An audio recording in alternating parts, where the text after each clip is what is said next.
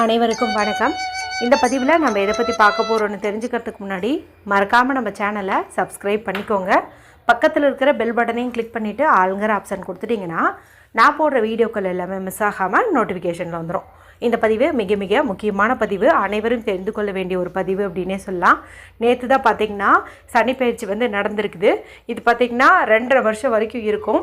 ஏற்கனவே நம்மளுடைய சேனலில் இந்த 2.5 வருஷமும் அதிர்ஷ்டம் பெறக்கூடிய ராசிகள் எவை எவை, அதே போல் எச்சரிக்கையாக இருக்க வேண்டிய ராசிகள் எவை எவை, அவங்க எந்த மாதிரி பரிகாரம் செய்யணும் என்பது குறித்து தனித்தனி பதிவு போட்டிருக்கிறேன்.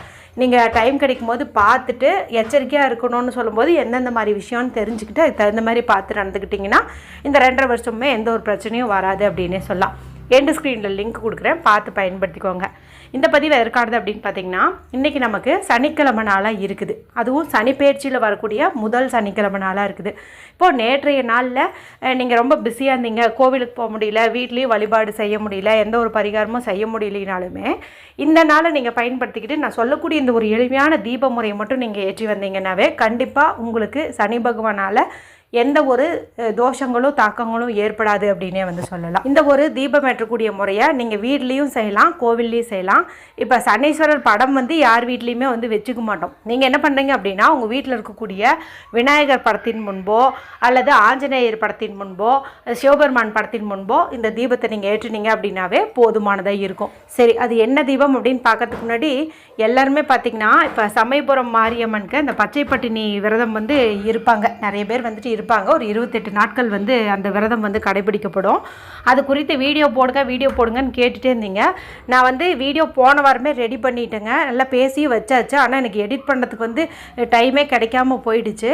நான் இன்றைக்கி எப்படியாவது டைம் ஒதுக்கி அந்த வீடியோ போடுறேன். நீங்கள் அவசியமாக அதை பண்ணுங்கள். 28 நாட்களுக்குள்ளே உங்களுடைய கோரிக்கை நிறைவேறும். சரி, இப்போ இந்த பதிவை தொடர்ந்து பார்க்கலாம். இது தீபமேற்றக்கூடிய முறை அப்படிங்கிறதுனால சுத்தமாக இருக்கிற பெண்கள் தான் செய்கிற மாதிரி இருக்கும். ஆண்கள் இது செய்யலாமானா தாராளமாக செய்யலாம். ஸோ நீங்கள் பீரியட்ஸில் இருந்தீங்கும்போது உங்கள் கணவர்கிட்ட சொல்லி கூட இந்த ஒரு தீபத்தை நீங்கள் ஏற்றி வைக்கலாம். எந்த நேரத்தில் ஏற்றணும் அப்படின்னு பார்த்தீங்கன்னா, பொதுவாக இந்த மாதிரி தீபம் ஏற்றுறது நம்ம மாலை ஒரு 5 மணிக்கு மேலே இரவு ஒரு 9 மணிக்குள்ளே ஏற்றுவது அப்படிங்கிறது சிறப்பு. அதுவுமே இரவு 8 to 9 மணிக்கு நமக்கு சனி ஓரை இருக்கும். அந்த நேரத்தில் ஏற்றுவது விசேஷமான பலனை கொடுக்கும் அப்படின்னே சொல்லலாம். மேலும் பார்த்திங்கன்னா நேற்றே நமக்கு இந்த சங்கடகர சதுர்த்தி தொடங்கிடுச்சு. அது இன்றைக்குமே இருக்குது. இன்னைக்கு கரெக்டாக சொல்லணுன்னா நேற்று பார்த்திங்கன்னா ஒரு 6:58 தொடங்குச்சு. இது இன்று இரவு 8:17 வரைக்குமே இருக்குது. அதுவும் நான் சொன்ன மாதிரி 8 to 9 மணிக்கு நீங்கள் ஏற்றும்போது இந்த சங்கடகர சதுர்த்தியிலேயே நமக்கு ஒரு 17 நிமிஷம் இருக்குது. அப்போ சங்கடகர சதுர்த்தி அது கூட சனிக்கிழமை 2 இணைஞ்சதுக்கு உண்டான ஒரு பலனும் கிடைக்கும். அப்போ அது 1 மணி நேரம் பெஸ்ட்டு. அதுலேயும் இந்த 17 நிமிஷங்கிறது ரொம்ப பெஸ்ட்டு அப்படின்னே சொல்லலாம். இல்லைங்க, அந்த நேரத்தில் நாங்கள் வெளியில் போகலான் இருக்கிறோம், கோவிலுக்கு போகலான் இருக்கிறோம், ஊருக்கு போகலான் இருக்கிறோம் அப்படின்னு நினைக்கிறவங்க மாலை 5 மணிலேருந்து இரவு ஒரு 9 மணிக்குள்ளே எப்போ வேணாலும் ஏற்றி பலனடையுங்க. சரி, அது என்ன தீபம் அப்படின்னு பார்த்துடலாம். பூஜையில் பயன்படுத்துகிற மாதிரி ஏதாவது ஒரு தட்டு எடுத்துக்கோங்க. அது சுத்தம் பண்ணிவிட்டு மஞ்சள் குங்குமம் இட்டுக்கோங்க. அடுத்தது இப்போ உங்களுக்கு 2 பொருள் சொல்கிறேன். அந்த 2 பொருளில் உங்களுக்கு எது கிடைக்குதோ அதை வச்சு இந்த தீபம் ஏற்றுங்க. ஒன்று பார்த்திங்கன்னா நீல நிறத்தில் இருக்கக்கூடிய சங்குப்பூ. இந்த நீல நிற சங்குப்பூங்கிறது சனீஸ்வரருக்கு ரொம்ப ரொம்ப உகந்த ஒரு பூ அப்படின்னே சொல்லலாம். இந்த பூக்களால் சனீஸ்வரருக்கு நம்ம அர்ச்சனை செய்கிறது, இதே போல் பூக்கள் வச்சு தீபம் ஏற்றுவது, இது எல்லாமே நமக்கு நல்ல பலனை கொடுக்கும். அதனால் உங்களுக்கு நீல நிற சங்குப்பூ 1 கிடைச்சாலும் சரி அந்த தட்டில் வச்சுக்கோங்க. எங்களுக்கு இந்த சங்குப்பூ கிடைக்காது அப்படின்னு நினைக்கிறவங்க கருப்பு எள் இருக்குது இல்லையா, கருப்பு எள் அதை நீங்கள் இந்த தட்டில் போட்டுக்கலாம். ஒரு 2 ஸ்பூன் அளவுக்கு எடுத்து அப்படியே நீங்கள் இதை பரப்பின மாதிரி வச்சுக்கலாம். சரிங்களா? அடுத்தது ஒரு மண்ணகல் எடுத்துக்கோங்க. அதை சுத்தம் பண்ணிவிட்டு அதுக்கு மஞ்சள் குங்குமம் இட்டுக்கோங்க. பஞ்சுத்திரி போட்டுக்கோங்க. நல்லெண்ணெய் ஊற்றுங்க. சனீஸ்வரருக்குரிய எண்ணெய்னு பார்க்கும்போது நல்லெண்ணெய் தான், அதனால் நல்லெண்ணெய் ஊற்றிக்கோங்க. இப்போ இந்த தீபத்தை நீங்கள் ஏற்றி வச்சுடுங்க.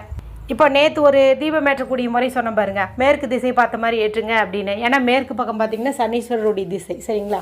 அதனால் இன்றைக்குமே நீங்கள் என்ன பண்ணுறீங்கன்னா மேற்கு பக்கம் பார்த்த மாதிரியே ஏற்றி வைங்க.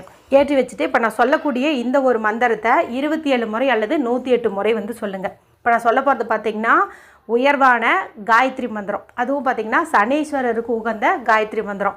மந்திரங்களில் உகந்தது காயத்ரி மந்திரம் அப்படின்னு சொல்லுவாங்க. நம்ம சனி பகவானுடைய காயத்ரி மந்திரம் சொல்லும்போது சனி பாதிப்புலேருந்து நமக்கு ஈஸியாகவே விடுதலை கிடைக்கும் அப்படின்னே சொல்லலாம். சரி, இந்த மந்திரம் என்னென்னு உங்களுக்கு ஸ்க்ரீனில் தெரியும், நானும் சொல்லி காட்டுறேன். ஓம் காகத்வஜாய வித்மகே கட்கஹஸ்தாய தீமகி தன்னோ மந்த பிரசோதயாத். இதுதான் ஓம் காகத்வஜாய வித்மகே கட்காஸ்தாய தீமகி தன்னோ மந்த பிரசோதியாத். இதை 27 முறை அல்லது 108 முறை சொல்லுங்கள். உங்களால் எங்களுக்கு எந்த ஒரு பாதிப்புகளும் ஏற்படக்கூடாது, நான் தெரிஞ்சோ தெரியாமலோ ஏதாவது பாவம் பண்ணியிருந்தேன்னா மன்னிச்சிருங்கன்னு சொல்லி மனதார வேண்டிக்கிட்டு பிரார்த்தனை பண்ணிக்கோங்க. இந்த ஒரு தீபத்தை நீங்கள் இந்த சனிக்கிழமைன்ட்டு இல்லை, வார சனிக்கிழமை வீட்லேயும் ஏற்றலாம், கோவில்லையும் ஏற்றலாம். சரிங்களா? இந்த மாதிரி நீங்கள் ஏற்றி வைக்கலாம்.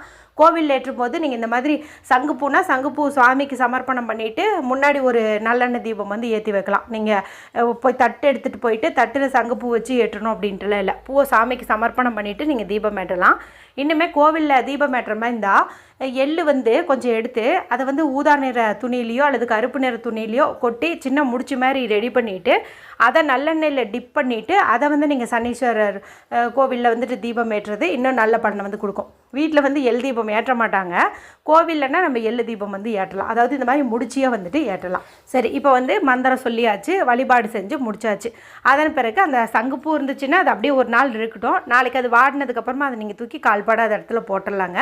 இப்போ எள்ளு வச்சு தீபம் ஏற்றிக்கிறீங்க அப்படிங்கும்போது இன்னைக்கே, அதாவது இந்த விளக்கு குளிர்ந்ததுக்கு அப்புறமா அந்த எள்ளை உங்கள் கையால் எடுத்து மரத்துக்கடியிலையோ எங்கேயாச்சும் ஒரு பக்கம் போட்டுருங்க. அதாவது பறவைகளோ எறும்புகளோ சாப்பிட்றதுக்கு வசதியாக ஏதுவான ஒரு இடத்துல போட்டுருங்க.